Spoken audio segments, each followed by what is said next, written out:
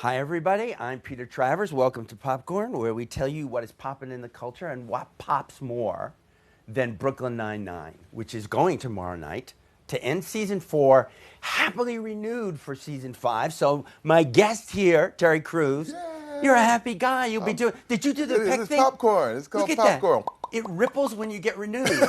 Yes, Wow, it does. is that what happens? I'm super happy, man. We just got renewed for our 5th season.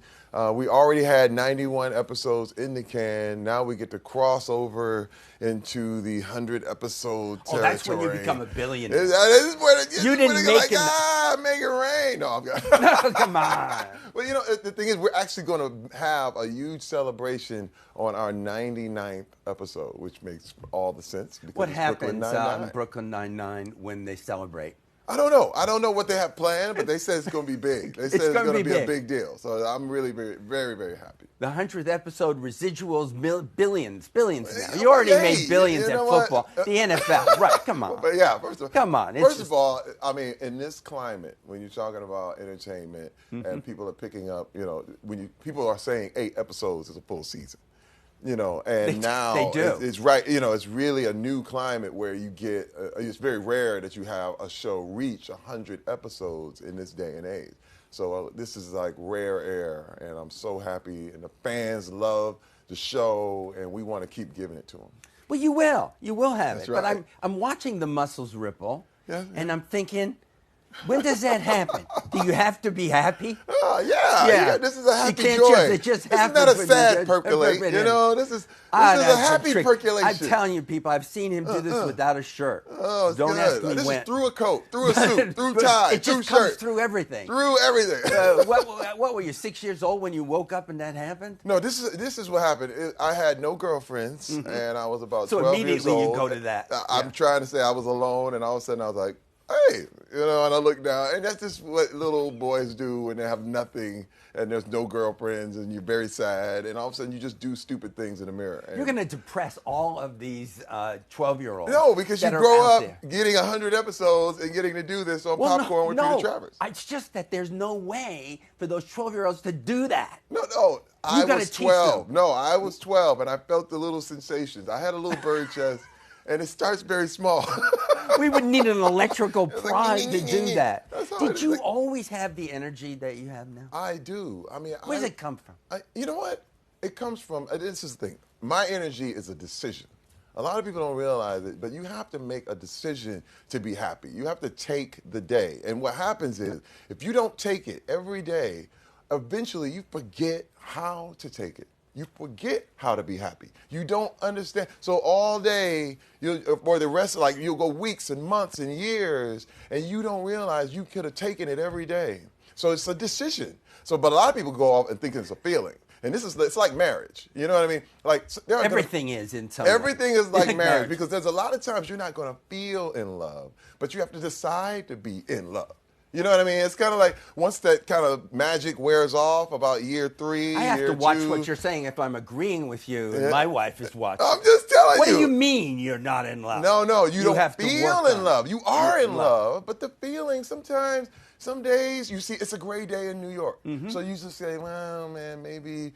I don't know. If you go by the circumstances and you go by what's around you, all of a sudden you just start going with whims and whatever. I decide today is going to be a good day. And you make it a good day. You look at what's good. You look at what's great. You look at what's happening, and you start to realize, okay, and all of a sudden, feelings follow actions. It's not the other way around. Okay, but I'm talking to you, Terry Crews, so I'm happy. Yeah.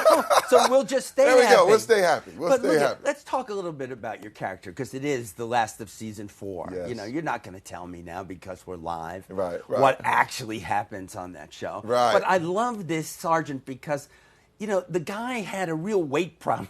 Yes, he did. He had a major weight problem, and he's always eating. I'm surprised you're not eating this popcorn. Oh, I'm good. I conquered that. One good thing is they had. You never had that problem. No, I did. Let me tell you something. There was a time when I retired from the NFL. Basically, when you're an athlete, you're always known as an athlete, and what happens is when you stop being an athlete, there's a depression.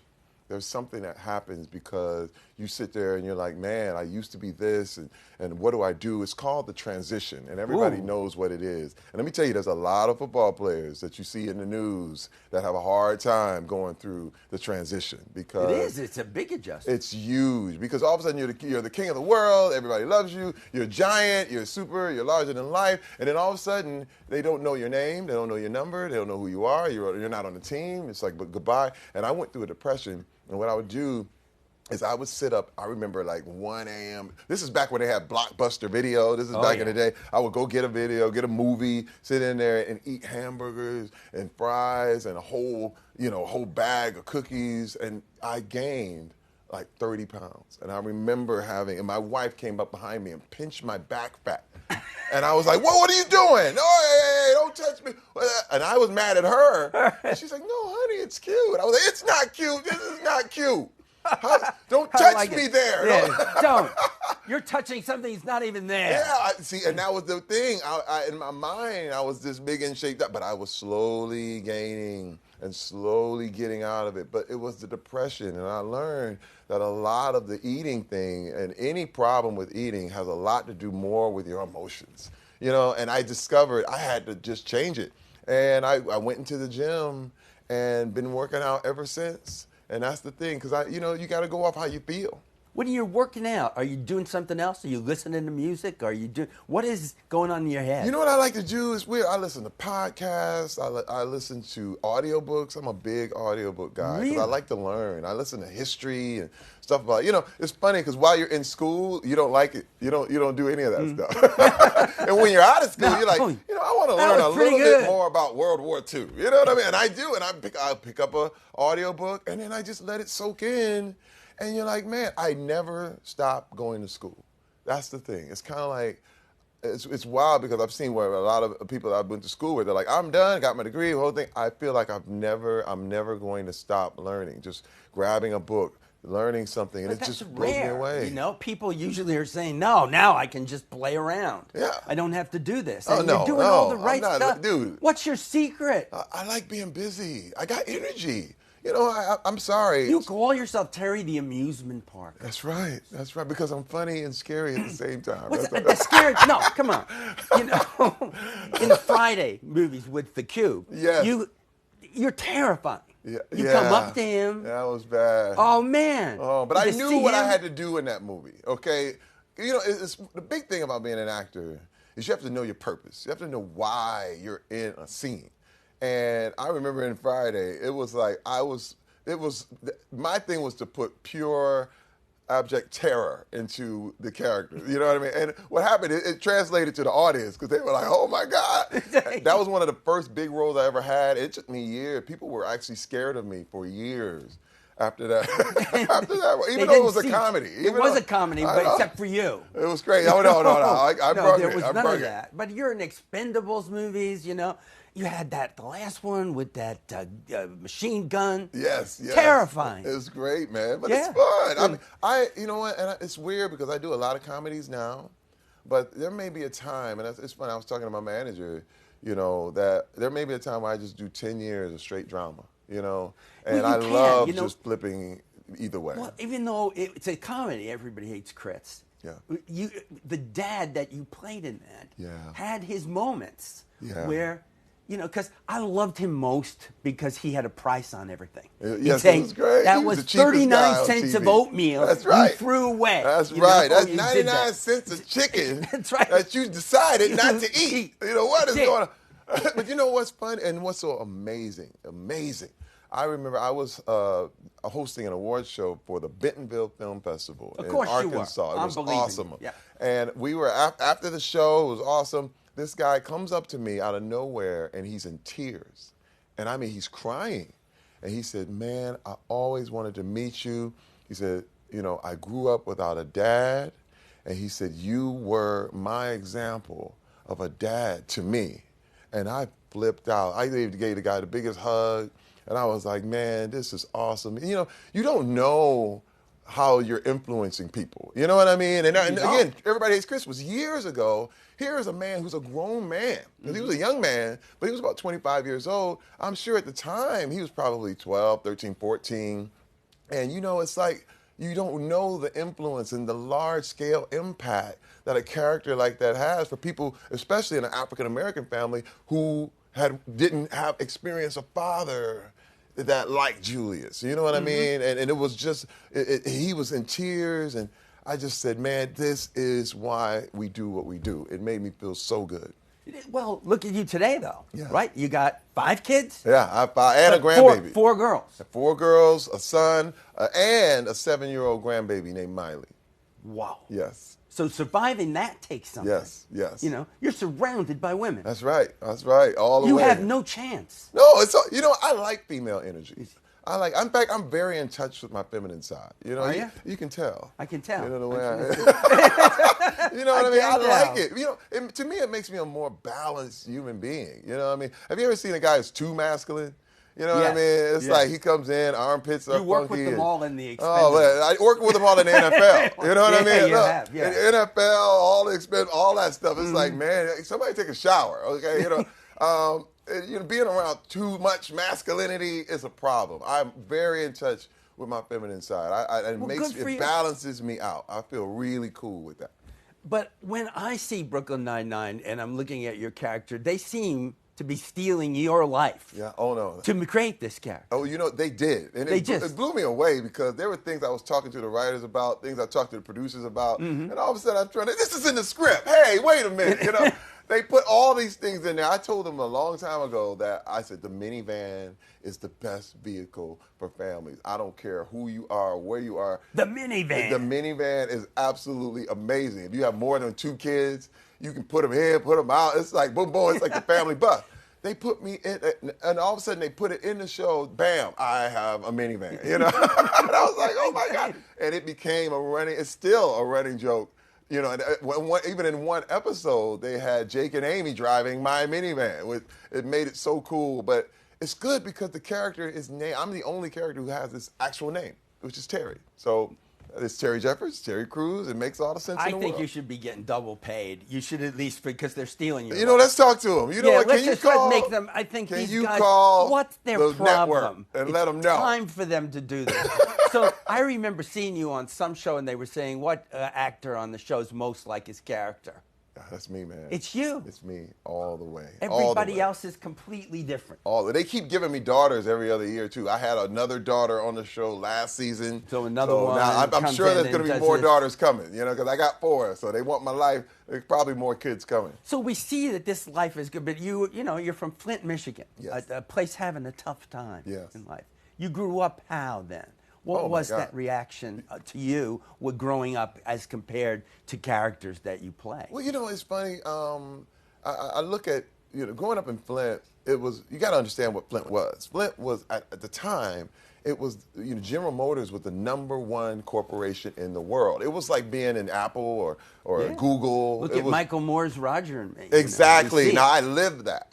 You lived it. I lived Roger and Me. And that was the 80s, the whole thing. And what happened was, it all collapsed. And I mean, it was like going from Palo Alto in San Francisco to nothing. And I went through it. And also at the same time, there was the crack epidemic, which was crazy.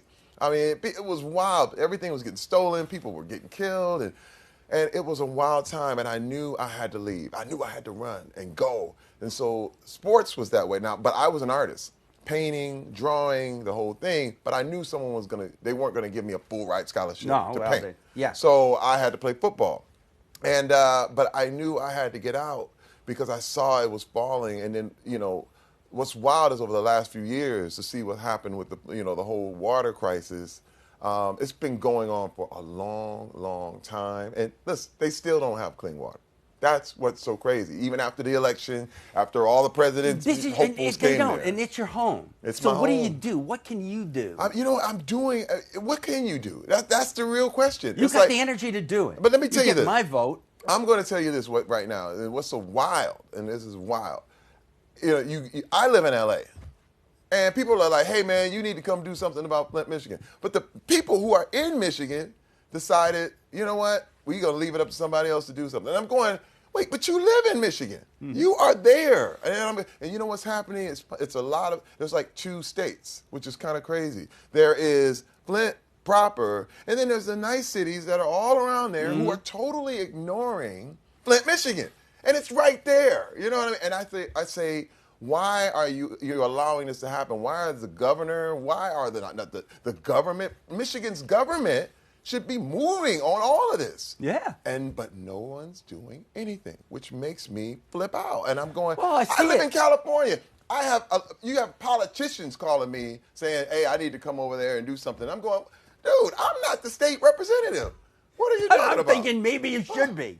You know, listen, I may have to go back. You got to do it. I may have to join it. Got the energy if The Rock can be president, I can be governor of Michigan. You can. What? You know what? I'm about to start my campaign right now. I think you should. How many votes do we have? Terry Crews, I say you could be president. Let's get that, because you decided out of nowhere after football, I'm going to be an actor. Yep. There's no training. You weren't at the actor's studio. No, but you said, I'm going to do this. No, let me tell you what happens. You go broke, man, and you got to do something. Like, let me tell you, that's no how money. You get into acting. You don't have any money. Broke. And then I was like, man, what am I going to do? There was an audition. You pull the thing down. You go, I'm going, hello, to be or not to be? That is the question. I want to see that. I want to see that production. I know. And then they go, hey, you're amazing. You know why? Because I was hungry. You're like, when the stomach is growling and you realize these kids got to eat, and you're like, man, I'm going to act, I'm going to cry on screen. You know what I mean? They're like, he's amazing. It's so real. I'm like, yes, I'm hungry. So I'm actually hungry. Give me some food. Your whole Terry Crews philosophy, which works great for you. The 12-year-old kid that's trying to make the pecs ripple is not going to be able to do it. Nor they can't really say they can act. You manage to be natural. Even when you're playing against type. That's it. You're just, because they want to stereotype you. You're an African-American man, and they're going to say, you can be third drug dealer from the left. But you got to understand, I love surprising people. The reason I'm here, listen, the reason I'm here in New York right now is to debut my new furniture line for Bernhardt Design. I have a whole line of furniture that I design on my own, with my hand, with what I did, and it's premiere. It's actually right at the Javits Center right now, premiering the Terry Crews collection furniture. Exactly. We got you becoming an actor. Exactly. Because you willed it to be. And you're a painter. Yes, artist, all the way. That was another thing in Hates Chris, where you're having Father's Day and we see you lying around and napping, and then there you are with the French beret. I know. You know, painting and doing that. Deal. That could have been you. That's could have been totally your career. me. But I'm an artist. I'm a lot of things. And who knows? And let me tell you, it's one of those things that I don't know what I'm going to do next. I really don't know. But I feel like I'm a guy who's, floating downstream, and I am going to go where I need to go. It's one of those things where I just say yes. You have to say yes. You have to be open to everything. I never thought I was going to be an actor. Never thought ever in a million years. I was 30 years old before I started acting, and I didn't know it was my calling in my life. Like, I had no idea. And that's the thing. People try to put it to, they say, well, I didn't figure it all out, but I didn't have it figured out. But you have to go. You have to be willing. And all of a sudden, you're in somewhere you've never been. You were like, oh, my God, I can't believe I'm doing this. I can't believe it. I'm going to make some furniture That's next. what I'm saying. I don't know what you're going to do next. Peter Travers, you need a line of furniture. What I do is everything I wanted to be. That's right. I could have movie-influenced furniture. Exactly. But I hear you're also this major movie fan. That's right. Listen. You're always watching it when you were that kid, that guy after football. You're watching the videos. Now, see, all of my fun things and great things come out of sadness, which is weird. The peck popping, came out of a sad just came time. out of sadness. My acting career, I was broke, But movies is wild because my mom was very religious, and we were not allowed to go to the movies when I was a kid. Oh, yeah, I know. Really? Look at that. Not allowed. It's like, no, I was not allowed to play sports. I wasn't allowed to dance. We weren't allowed to listen to secular music. We weren't allowed to go to the movies. Everything I do now. Everything we weren't allowed to do. She told you never to do. Yeah, everything. It was sad. She said, make some furniture, Terry. You got to understand. It was 1977, and we begged my mother to let us see Star Wars. Please, please. I said, if we can see one movie, can we sneak in?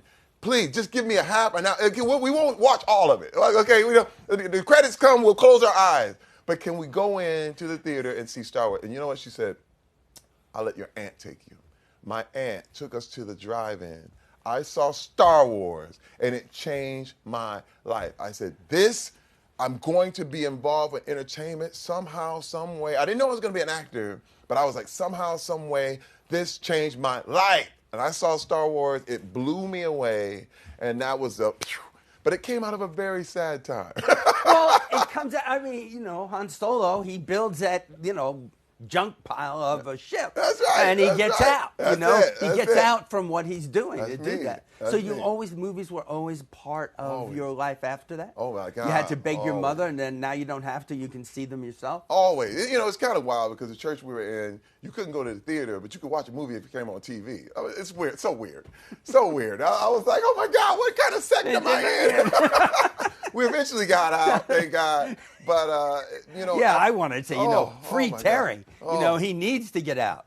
Movies After A were New my Hope, life. there's a whole other Star Wars thing Very happening. true. Very true. The Empire does strike back. You know what? There was another movie, Do the Right Thing. When I saw Do the Right Thing, Spike Lee just inspired me beyond belief. It was like he did this, and he was one of those guys that was independent film, was a real big deal. And I thank Spike to this day for the influence he gave me. It was like Star Wars and Do the Right Thing. Those two movies. That was it. It was it. Well, you got to meet a lot of those people that inspired you. I know. To do that. That's crazy. Which is pretty cool. But how much is football in your life? Football is all right. I ain't gonna Well, lie. I mean, all right. It's No, listen, I'm gonna be real with you, man. NFL, I got some problems. Just because, you're like, okay, they tell you not to gamble in the NFL. It's not about gambling. But the owners own pieces of FanDuel and DraftKings, and you're like, how can you own that? That's gambling. And I always have a problem with that stuff. You know what I mean? And I tell you, the NFL always loved to dangle carrots to people. They always say, yeah, you want to play so you can be this and you can be that, and you have nothing else. And the thing is, they play on the fact that you don't have anything else. But I always tell players, your life it begins when football's over. You know what I mean? And so players have a lot of problems with the whole NFL thing because they treat you like property. You're literally cattle. Mm-hmm. And I've always had a problem because you can't even take your helmet off. You know what I mean? Like, why can't you take your helmet off? Because they're like, well, we don't want excessive celebrations. No, they don't want you to become a personality because you're a number. Mm-hmm. And we just want a number, and you retire and you go away, and we can replace you with another number. But I was not that guy. Well, good. Listen, when they cut me, they thought we'd never see Terry Crews again. We'll never see him again. Mm-hmm. He's gone. Goodbye. But here I am. Always. You did it. That's it, baby. I think it's like the greatest thing. But I like to tell all the players that they can do that. You guys, and this is another thing. The NFL is awesome. It's great. Now, listen, understand me. I love football. It's a great sport. But the way women are treated, the way players do women and the whole thing and this whole misogynistic way of dealing with life, it's kind of like the code of masculinity. And let me tell you another thing. When I started going around the world, and I went to South Africa, and I looked for NFL, and I couldn't find it. Then I went to Brazil, and I looked for NFL scores, and it wasn't there. Then I went to Europe and tried to look for the NFL, and it was nowhere. And I said, you know what? We've been sold a bill of goods because they're telling us it's a worldwide sport. It's not. There it is. It's not. It's not. I'm a worldwide guy. People? I love you, NFL, but you just in America. That's right. We got a worldwide guy. Yeah, I could talk to you forever. I know. I'm sorry. I get the I feeling. get random, No, boy. but I'm it's like, good, hey, man. It's good. You got the excitement. That's but good. this show always ends in song. Yes. Now. Oh, let's do it. Because of White Chicks. Uh-huh. No, I mean, I guess you've been hearing this now for 3 or 4 years. Oh, yeah. More than that. Vanessa Carlton, really? But what did she say when you sang 1,000 Miles for the first time? Oh, my God. Well, you know what? First of all, I remember, you got to understand, on set, when we were doing that movie, when we did that moment, it was a one take. One take. A lot of people don't know. It was one take. And Keenan Ivory Wayans, who's a legend, he's a legend, a director. He was directing the movie. He was like, Terry, we're done. We're done. And people were in tears. Yes. People were behind the camera going, oh, my God. And I knew there was a moment. You know what I mean? It's kind of weird. Oh, I use it as a screensaver. I just love it because it is. And we knew we had a moment. Can you give me a little piece of it? Making my way downtown, walking fast, faces past, and I'm homebound. Do-do-do-do-do-do. That is great. Thank you. Terry. Oh, you got it. You are the best. Oh, my man. Yeah, It's this great is to great. see you, You get Peter. to keep the popcorn. Yeah, this is like an Whoa, that's award. it. This Yeah, is awesome. He's got it. Look at that. Thank you.